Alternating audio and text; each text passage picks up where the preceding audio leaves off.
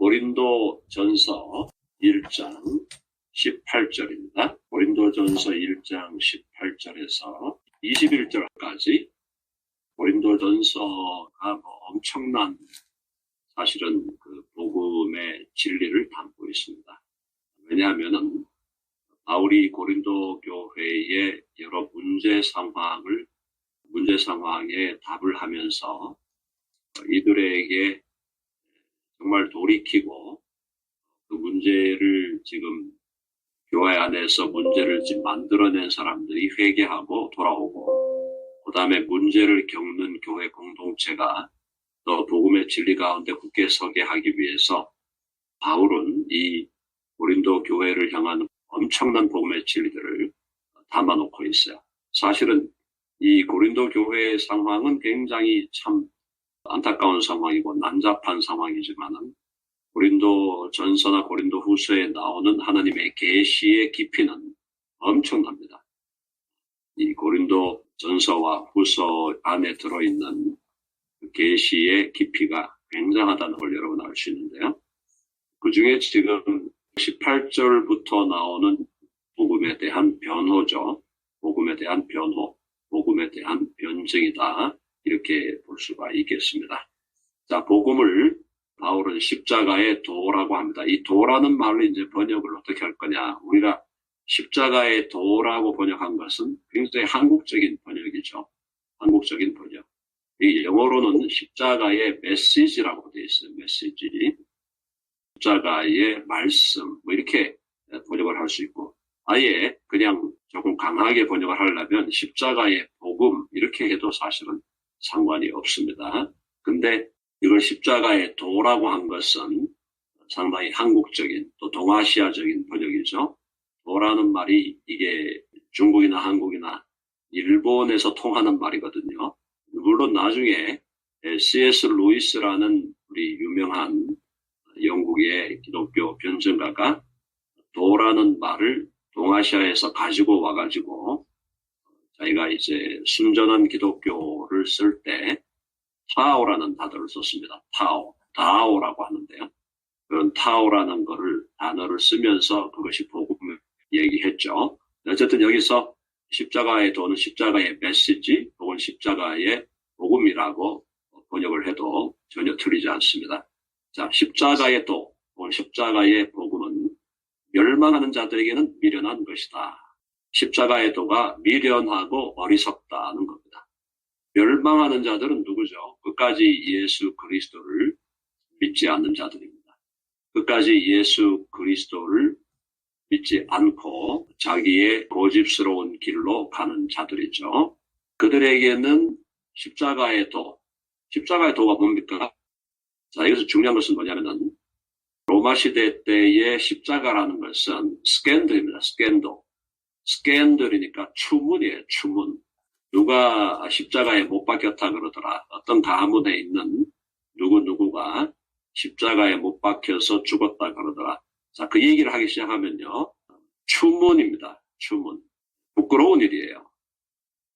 십자가는 지금은 조금 자랑이 돼 있죠. 지금은 뭐 요즘에 보니까 뭐 저도 그렇고 미국인들도 예수님 믿는 사람들은 뭐 당연히 십자가 목걸이는 다 하나씩 갖고 있고, 자, 십자가라는 것이 지금 21세기에는 드러내놓고 자랑하고 나도 이 정도는 갖고 있어 뭐 이렇게 할 수 있는 것이지만 1세기의 십자가라는 것은 추문이에요. 수치예요. 수치.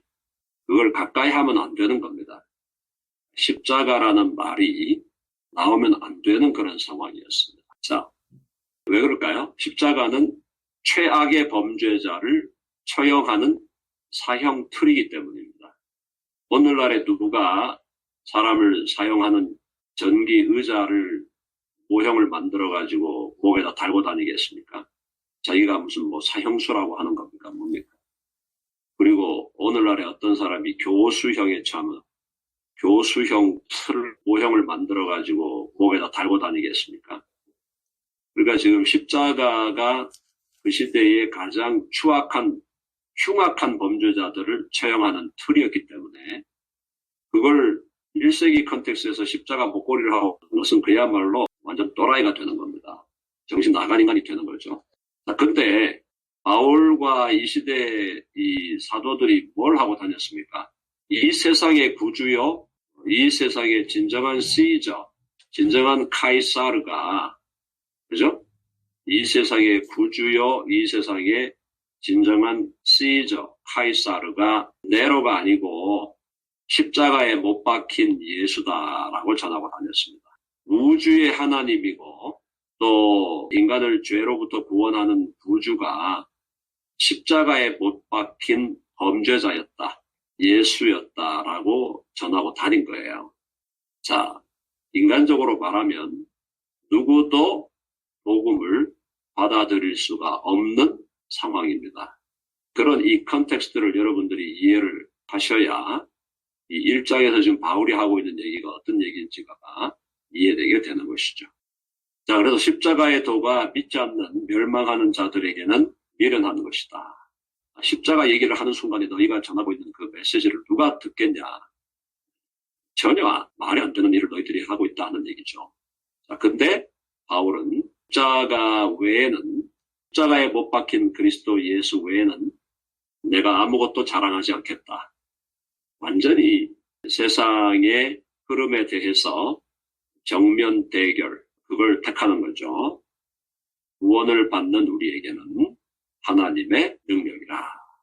십자가는 하나님의 능력이다. 구원을 받는 우리에게는 하나님의 능력이라. 이건 이제 우리 로마서 1장 16절이죠. 내가 복음을 부끄러워하지 아니하노니 이 복음은 모든 믿는 자에게 구원을 주시는 하나님의 능력이 됨이라. 그래서 지금 고전 1장 18절과 로마서 1장 16절은 똑같은 말씀을 바울이 패러프레이즈를 한 것이라고 보면 되겠습니다.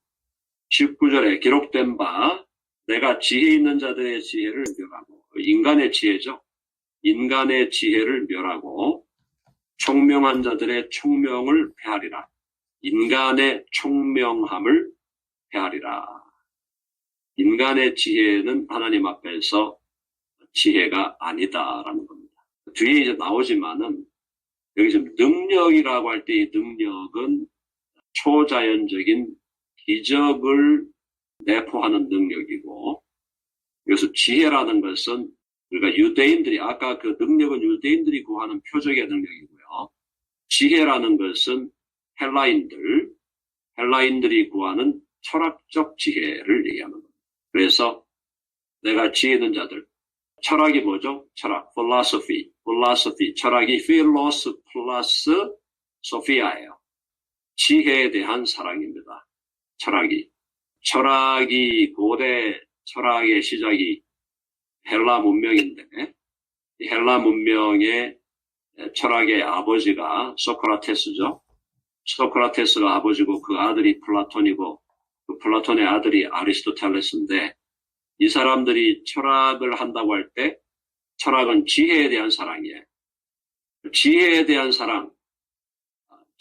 사랑이라고 하는 철학, 그거 자체는 괜찮은 얘기지만은 그 지혜가 뭐냐? 인간의 지혜거든요.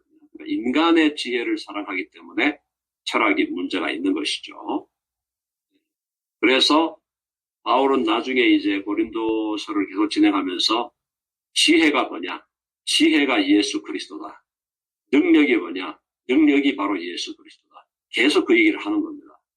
그러니까 유대인들이 찾는 초월적인 기적과 표적의 능력, 그것도 예수 그리스도 안에 있고, 너희 헬라인들이 찾는, 또 로마인들이 찾는, 이 고린도가 지금 헬라의 도시니까요. 그리스. 그래서 헬라인 너희들이 찾고 있는 철학에 대한 철학적인 지혜, 너희들이 찾고 있는 그 지혜도 결국은 예수 그리스도다라는 것을 계속해서 이야기하고 있는 것입니다. 자, 그래서 20절에 보면은, 야, 지혜 있는 자가 어디 있느냐? 너희들이 뭐 철학자들이 있고, 너희들 조상 중에 플라톤이 있고, 아리스토텔레스가 있고, 소크라테스가 있고, 너희 조상 중에 철학자들이 많이 있는데, 지혜 있는 자가 어디 있느냐? 선비가 어디 있느냐? 선비, 재미있는 번역인데요. 이 선비는 오늘날 우리가 이해하기 쉬운 단어로 번역을 하려면 학자입니다. 학자가 어디에 있느냐 이 말이에요. 지혜 있는 자, 철학자들이 어디에 있느냐? 학자, 선비가 어디에 있느냐?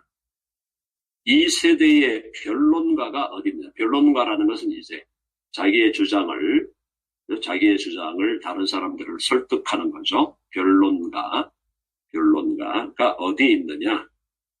자, 하나님께서 이 세상의 지혜를 미련하게 하신 것이 아니냐. 그러니까 질문형으로 나왔지만은 결국 이 얘기를 다시 정확한 내용을 가지고 분석을 하면 하나님이 세상의 지혜를 미련한 것이다. 손을 꺼야 되겠죠. 하나님의 지혜, 세상의 지혜. 하나님의 지혜의 관점에서는 세상의 지혜는 미련한 것이다 라고 딱 그어야 됩니다. 그래 놓고 그 다음 단계에는 뭡니까? 하나님의 지혜로 무장한 우리들이 세상의 지혜를 활용해야 됩니다. 뭐 하기 위해서? 복음을 전하기 위해서. 그러니까 세상의 지혜에 대해서 평가를요. 어리석은 것이야. 그게 1차 평가입니다. 1차 평가. 자, 그래서 하나님의 지혜인 복음을 우리는 복음으로 무장해야 돼. 잘하는 거죠. 그 다음에 2차 평가로 갈 때는 하나님의 지혜인 복음으로 무장한 우리가 세상의 지혜를 잘 활용을 해서 복음을 전해야 됩니다. 그러니까 두 번째 평가로 갈 때는 세상의 지혜도 활용의 가치는 있다. 이렇게 평가가 돼야 되는데 이제 사람들이 어떻게 평가하냐면은 자, 세상의 지혜는 아무런 가치가 없다. 1번 제1차 평가로 끝나버리는 거예요. 그러니까 예수님을 믿는 사람들이 공부를 안 하는 겁니다. 공부를 해야 됩니다. 세상에 대해서 알아야 돼요. 세상에서 요즘 철학이 뭔 얘기를 하고 있는지, 요즘에 심리학이 뭔 얘기를 하고 있는지, 경영학에서, 리더십에서 무슨 얘기를 하고 있는지 알아야 됩니다. 그걸 왜 알아야 되냐면은 그것이 본질적으로 지혜이기 때문에 알려고 하는 게 아니라 우리에게 필요한 지혜는 이미 예수 그리스도 안에 다 나와 있어요. 그 지혜를 그리스도 안에 있는 복음의 지혜로 우리가 무장했으면 세상 사람들이 지금 추구하는 지혜가 뭔지를 알아서 그걸 활용해서 사람들에게 복음을 전해야 된다는 거예요. 그런데 이런 생각을 못하는 사람들은 예수 믿는 사람이 왜 학교를 가야 됩니까? 왜 대학을 가야 되죠? 예수 믿는 사람이 왜 대학원에 가야 되죠? 예수 믿는 사람이 왜 박사를 해야 되죠? 제가 볼 때 말도 안 되는 그런 헛소리들을 저한테 들이댄다 이 말이에요. 오케이, 안 간다 그러면 뭐 할 수 없어요. 할 수 없는데 그게 굉장히 잘못된 생각이다 이 말입니다. 소크라테스, 플라톤, 아리스토텔레스 몰라도 구원 받습니다. 몰라도 구원 받아요. 그러니까 공부 안 하겠습니다. 오케이, that's okay. 자, 근데 그들을 왜 알아야 될까요? 거기에 빠져있는 사람을 구원하려면 알아야 된다 이 말이에요. 복음을 제대로 전하려면. 그러니까 1차 평가는 하나님 앞에서 이건 다 어리석은 것이야. 다 똥이야. 배설물과 같이 여겨야 돼. 맞죠? 뭐 틀린 얘기 아니죠? 근데 거기서만 끝나면 안 돼요. 그러면은 예수님을 안 믿는 사람들에게 가서 할 얘기가 없어요. 계속 그냥 십자가만 얘기해야 돼. 그런다고 돌아옵니까? 접촉점을 가지고 얘기를 해야죠. 아, 당신의 관심이 무엇입니까? 철학을 좀 하셨어요. 그러세요. 이렇게 하면서 대화가 돼야 되는 거고.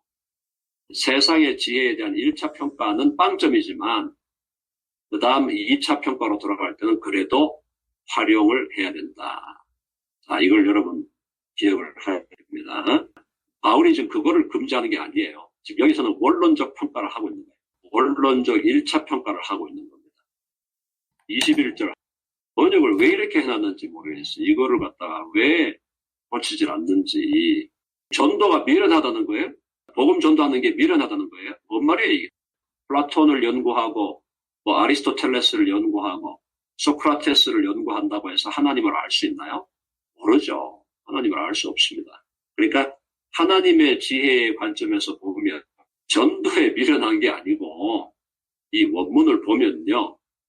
전하여지는 복음의 미련함이에요. 그러니까 세상 사람들이 볼 때 우리가 전하는 복음이 미련해 보이고 어리석어 보인다 이 말입니다. 이해되시죠? 세상이 어리석다고 평가하고 미련하다고 평가하는 그 복음, 그것으로 믿는 자들을 구원하기를 기뻐하셨다. 세상 사람들이 볼 때는 미련해 보이고 무식해 보이는 그 복음 이거예요. 그러니까 이게 전도로 번역을 하면 안 되고 제대로 번역을 하려면 전하여지는 메시지 혹은 세상 사람들이 볼 때 우리가 전하는 복음의 미련함 그렇게 번역을 해야 된다는 얘기입니다. 저도 어릴 때 이거를 잘 모르고 어릴 때 중고등학교 다닐 때 뭐 잘 모르잖아요. 그러니까 중고등학교 다닐 때 고린도전서 1장을 읽으면서 전도에 미련한 것 딱 해놓으니까 전도가 미련한 거야? 복음을 전하는 게 미련한 거야? 중고등학교 다닐 때 이 본문 읽으면서 이해가 안 돼갖고 제가 머리 막 굴렸던 것이 지금도 생생하게 기억이 납니다. 번역이 엉터리니까요.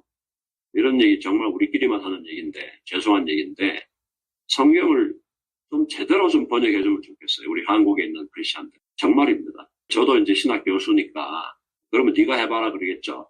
뭐 제가 하려면 왜 못하겠어요? 할 수 있습니다. 근데 개인적인 번역은 우리가 자제하거든요. 성경 번역을 개인적으로 번역하는 것은 자제하는 게 좋다. 왜냐하면 성경의 번역은 번역을 할 수 있는 전문적인 학자들이 공동체를 이루어서 했을 때 그것이 공신력이 있는 거기 때문에. 그런데 지금 이걸 이렇게 번역을 해놓으니까 제가 중학교, 고등학교 다닐 때부터 해결이 안 돼가지고 뭐 복음을 전한다는 게 미련한 일인가? 그러다가 이제 뭐 대학 들어가고 조금 들어가면서 그 말이 아니네. 이게 지금 복음 전도한다는 게 미련한 게 아니고 전하여지는 메시지를 세상 사람들이 미련하다고 본다는 그 말이네. 사랑하는 여러분, 그래서 성경을 읽을 때 적어도 이제 책임이 있는 신학자들이나 목회자들은 그래서 원문, 헬라어나 히브리어 원문을 좀 알아야 된다는 거. 저는 이제 그거에 대해서 지나치게 그걸 강조하는 사람들에 대해서는 제가 경계를 하지만 기본적인 히브리어 헬라어에 대해서 조금 아는 것은 필요하지만요. 지금 미국 기독교에서 나온 영어 성경 번역은요. 거의 완벽합니다. 그러니까 영어 번역은 제가 볼 때 몇 가지만 서로 비교해서 보면은 성경 본문의 뜻이 뭔지를 너무나 쉽게 알 수 있어요. 그러니까 이제 이게 미국 기독교하고 한국 기독교의 이 퀄리티의 차이가 사실은 성경 번역의 차이에서 엄청나게 나오는 겁니다. 한국말로 된 성경 읽으면요. 저도 언제 읽어보면 이해가 안 되는 게 많아요. 이게 도대체 무슨 말이야 이게. 그래서 영어가 좀 되시는 분들은 말로 성경을 읽을 때 영어로 좀 참조해서 읽으시면 좋겠다. 제가 그렇게 권면을 드립니다. 자, 그래서 하나님께서 전도에 미련한 것으로, 이 전도라는 행위가 미련한 게 아닙니다. 아시겠죠? 전하여지는 메시지를 세상 사람들이 미련하게 본다. 그런 의미예요. 그것으로 믿는 자들을, 복음을 믿는 자들을 구원하시기를 기뻐하셨다. 하나님이 기뻐하신 일이다. 하나님이 복음을 전해서 복음을 믿는 자들이 구원을 받도록 하셨다. 자, 그래서 이게 이제 어떤 연결이 되냐면 예정론을 이야기하면은 그러면 창세전부터 예수님 믿을 사람이 다 예정되어 있다면 뭐 전도를 왜 하냐? 선교사가 왜 우간다에 가야 되고 선교사가 왜 아모아전에 가야 되냐? 왜 중국에 가야 되냐? 이런 얘기 하는 사람들이 있거든요. 그것도 얼마나 어리석은 질문입니다. 아니, 하나님께서 누구를 구원하기로 예정을 하고 선택을 했으면 그들이 믿음에 이르게 하려면은 하나님이 누구를 보내서 그 사람들에게 복음을 전하도록 하나님이 그렇게 정해 놓으신 겁니다. 그러니까 전도의 행위는 하나님이 정하신 길이고 방법이에요. 반드시 전도를 해야 그 사람이 구원의 복음을 듣게 되고 구원의 복음을 듣고 믿어야 구원을 얻는 거니까 누가 예정되고 선택되어 있는데 그 사람에게 가가지고 누가 복음을 안 전하는데 믿는 일이 벌어지나요? 그런 일이 벌어지도록 하나님이 해놓지를 않으셨다니까요. 선택되고 예정된 사람도 누군가에 의해서 복음을 듣고 믿어야 구원을 받는 겁니다. 그러니까 여기서 하나님께서 복음을 세상 사람들이 미련한 것으로 보는 복음을 전하여 그 복음을 믿는 자들을 구원하시기를 하나님이 기뻐하셨다. 이렇게 우리가 해석을 해야 정확한 해석이 된 것입니다. 이 본문이 그만큼 중요하기 때문에 제가 시간을 좀 들여서 설명을 드렸는데요. 내일 마저 하도록 하겠습니다. 자, 오늘의 결론은 십자가의 복음, 우리의 주님이자 구주이신 예수 그리스도가 십자가에 못 박혔다. 죄인으로 정죄되어 십자가에 못 박히신 분이시지만은 그분이 우리의 자랑이요, 그분이 우리의 능력이요, 그분이 우리의 지혜다. 그래서 우리의 자랑은 십자가에 못 박히신 하나님의 아들 예수 그리스도. 십자가에 못 박히신 예수 그리스도가 아니면 우리가 구원받을 길도 없고, 우리가 다시 살 영생의 길도 없고, 우리가 죄사함을 받을 길도 없다. 오직 우리는 십자가에 못 박히신 그 예수 그리스도, 세상 사람들이 볼 때 수치스럽게 여기고 어리석은 것으로 여기는 그 십자가의 도, 그 십자가의 메시지, 그 십자가의 복음이 우리의 자랑과 권능이다. 여러분 아멘 하시죠? 네, 그렇게 우리가 이해하고 오늘 여기까지만 하도록 하고요.